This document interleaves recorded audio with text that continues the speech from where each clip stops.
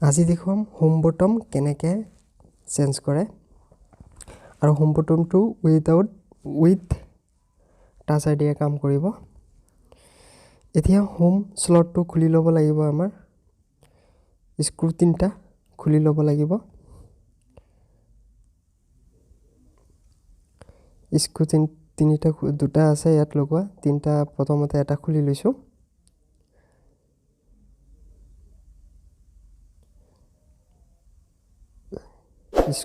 Screw দুটা খোলা হ'ল।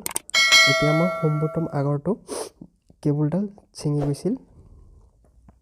এইটো হৈছে হোম বটম, এইটো ছিঙি গৈছিল আগৰ যিটো ফিক্সিং কেবুলডাল থাকে এইটো খুলি গৈছিল। এইটো হৈছে home bottom with touch ID.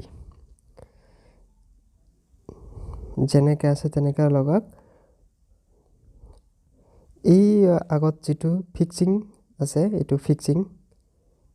এইটো অলপ মেৰুৱাব লাগিব। লগাই তাত কেবুলৰ লগত যিটো ভিজিয়া আছে তাত লগাব লাগিব।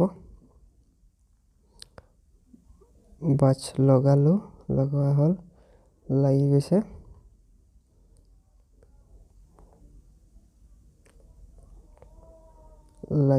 বাছ হৈ গ'ল। এতিয়া স্লটডাল লগাব লাগিব। প্লেটটো হোম প্লেট বুলি কয়, এইটো হোম প্লেটটো লগাব লাগিব আৰু স্ক্ৰু দুডাল লগাব লাগিব।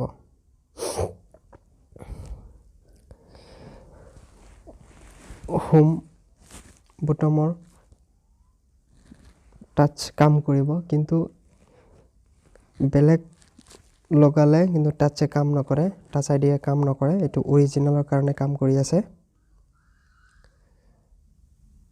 স্ক্ৰু দুডাল মাৰি ল'লোঁ।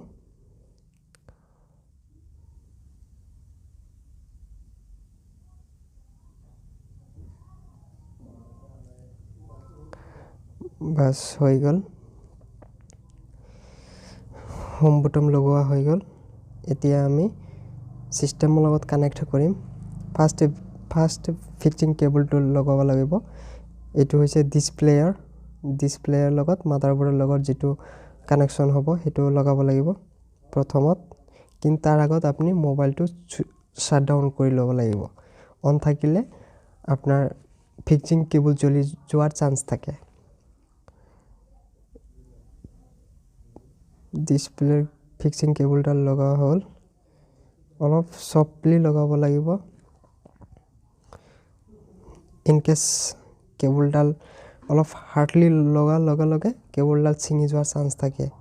ছিঙি যোৱাৰ লগে লগে আপোনাৰ ডিছপ্লে আৰু কাম নকৰা হ'ব।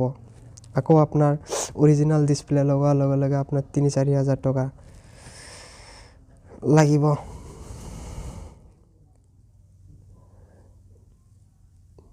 তিন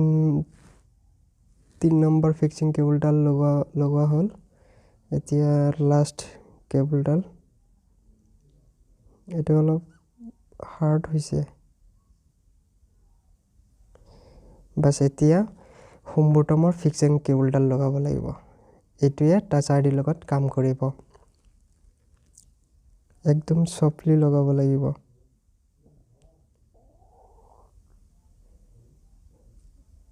হেৰি তিৰি হ'লে নালাগে, চফ্টলি লগাব লাগিব। হোম বটম অৰিজিনেল হৈছে 1800 টকা। বাছ এতিয়া ৰিবুট কৰিলোঁ।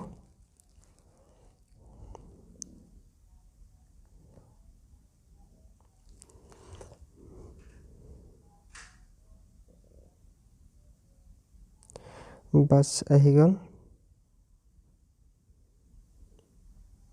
ভিজিএ কেবুলডাল লগা নাই, সেইটো কাৰণে কৈ আছে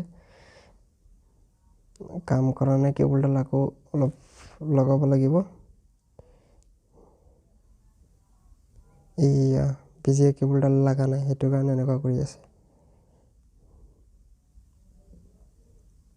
কেবুলডাল লগোৱা নাই।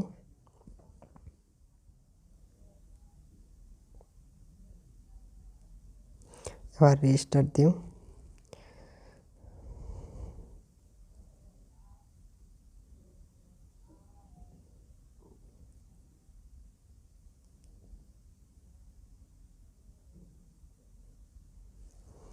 বাস কেবলডাল লগোৱা হৈ গৈছে এতিয়া টাচাৰ দি কাম কৰিব যদি মোৰ চেনেলটি কোনবাই নতুন আহিছে সাবস্ক্ৰাইব কৰিব বেল আইকন দবাব আৰু লাইক এণ্ড শ্বেয়াৰ কৰিব